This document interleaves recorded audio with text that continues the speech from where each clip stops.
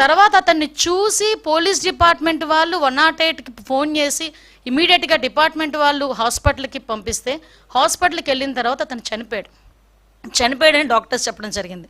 కనీసం అతను ఆ కార్ కింద పడిన తర్వాత అయినా ఇమీడియట్గా హాస్పిటల్కి పంపించి ఉంటే ఆ మనిషి బతికేవాడు కదా.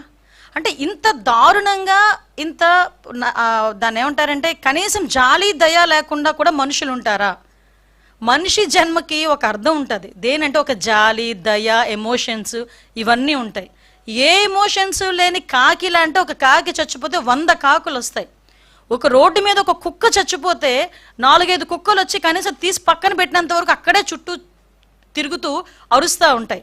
అలాంటిది సాటి మనిషి, దట్టు వైసీపీ కార్యకర్త, నీ మీటింగ్ గురించి, నీ ర్యాలీ గురించి నువ్వు పిలిస్తే వచ్చినవాడు, దళితుడు, నీ కారు కడ్డంగా నీ కారు టైర్ కింద నలిగిపోతే తీసి హాస్పిటల్కి లేనంత దౌర్భాగ్యమైన పరిస్థితిలో ఈరోజు జగన్మోహన్ రెడ్డి ఉన్నాడా? అంత నిర్దయగా జగన్మోహన్ రెడ్డి ఉన్నాడా? అంటే అతనికి జగన్మోహన్ రెడ్డి రాజకీయ లబ్ధి తప్పించి మనుషుల ప్రాణాలంటే లెక్కలేదా?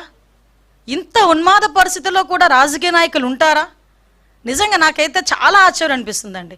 ఇలాంటి సిచ్యువేషన్ నుంచి తన నిర్లక్ష్యంగా 2 చనిపోయారు. అతని నిర్లక్ష్య కారణంగా ఆ రోజు సింగయ్య, మళ్ళీ ఇంకొక అబ్బాయి రెడ్డి, 2 చనిపోయారు. 2 చనిపోయినా కూడా తన పర్యటన కొనసాగిస్తూనే ఉన్నాడు.